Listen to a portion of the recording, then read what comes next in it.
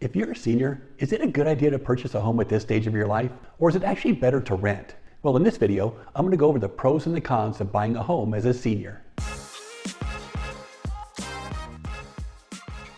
Hi, my name is Casey, and I'm a local realtor, and I live here in Corona in one of the 55 and older communities. And I specialize in the senior communities of Trilogy at Glen and the community of Terramor. But I also help buyers and sellers all across Southern California. So if you have any real estate questions at all, just reach out and let me know. All of my contact information is located in the description below. Okay, so let's get started. Many people I meet are considering buying a home in one of our 55 and older communities here in Corona. Trilogy, Glen and Terramor are both really beautiful communities and are very desirable to seniors looking to remain here in California. But a lot of people are concerned about purchasing a home at this stage of their life. Buying a home can have a big impact on your financial situation, and nobody wants to make a mistake. And the truth is, there are things you should consider before buying a home, especially if you've reached retirement age. So let's start with the advantages. Here are 4 common benefits of buying a home as a senior. Number 1, building equity. No matter where you are in your life, equity is a powerful financial tool. When home values rise above the amount left on your mortgage, you're building equity. And if you own your home free and clear, anytime your home goes up in value, you've built equity too. And over time, home equity has been a great way for people to build their wealth. And this wealth can be used later in life to help fund your retirement. And you can use your equity for various things too. Things like home repairs or improvements, paying off debt, or funding a vacation. And the more equity you have, the greater profit you'll make if you decide to sell your home. Now, number 2, tax advantages. One of the biggest benefits of home ownership is the tax breaks it provides. Depending on your circumstances, you may be able to take advantage of the mortgage interest deduction. The majority of homeowners can write off their mortgage interest on their income taxes, and this lowers their tax liability. Another advantage is that homeowners can borrow against the equity in their homes, utilizing a home equity line or an equity line of credit. And again, depending on your circumstances, many homeowners are able to write off the interest on these types of loans. It's actually best to consult with a tax professional, but these can be a huge advantage when it comes time to file your taxes. Number 3, security. The demand for housing remains extremely high, especially here in California. And when demand is high, renters are at a disadvantage. If the owner of the property decides to sell, a renter can be forced to move with very little notice. And it's not uncommon for renters to face rent increases every year too. And this can make it hard to stick to a budget. But if you own a home and you utilize a fixed rate mortgage, your mortgage payment won't change. So once you buy your home, you'll know exactly how much your house expenses will be every single month.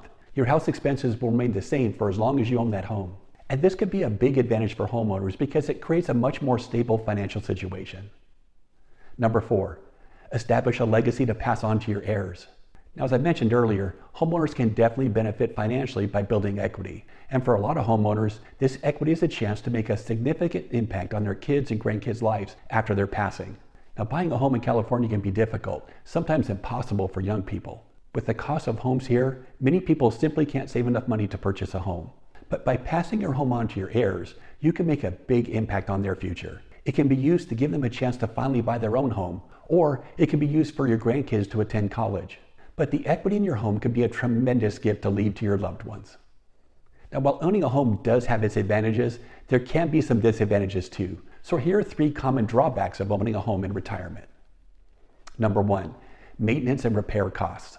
Now, once you buy a home, the maintenance and repairs of that home are now your responsibility. So if freeing up time for other activities is part of your retirement plan, owning a home might not be a good idea. Now, some people really enjoy these tasks, while others don't. But if the idea of mowing the lawn, cleaning the gutters, or making minor repairs around your home are things you're tired of doing, then renting might make more sense. Plus, as you age, you might not be able to actually do some of these things anymore. Climbing up a ladder or spending hours doing lawn work can be overwhelming, especially if you have an injury or an illness. And that means you'll have the added expense of paying someone else to handle these tasks. Number 2, additional costs. There are additional costs that come along with owning a home, and some of these can be a significant amount of money. And one of the biggest expenses is property taxes. These costs can vary depending on where you live, but here in the community of Terramor, you can expect to pay right around 1.7% of the purchase price of your home in property taxes. So if you bought your home for $750,000, your property taxes will be right around $12,750 per year. And over in the community of Trilogy at Glen, property taxes are a little lower at right around 1.1%. But on that same house worth $750,000, you're still going to pay right around $8,250 per year in property taxes. And other expenses you can expect to pay as a homeowner would be your mortgage payment, homeowner's insurance, and if you decide to live in an HOA community, you'll have an HOA fee too. Number 3, lack of flexibility. One big benefit of renting is the lack of commitment. And if you want to pick up and move, you wait for your lease to end, you hand over your keys, and you move on. But on the other hand, if you own a home and it turns out you're not happy with your current situation, you can't simply just walk away. You have to decide if you're going to sell your home or rent it out. And if you decide to sell it, you'll have to deal with the costs and the time it'll take to sell.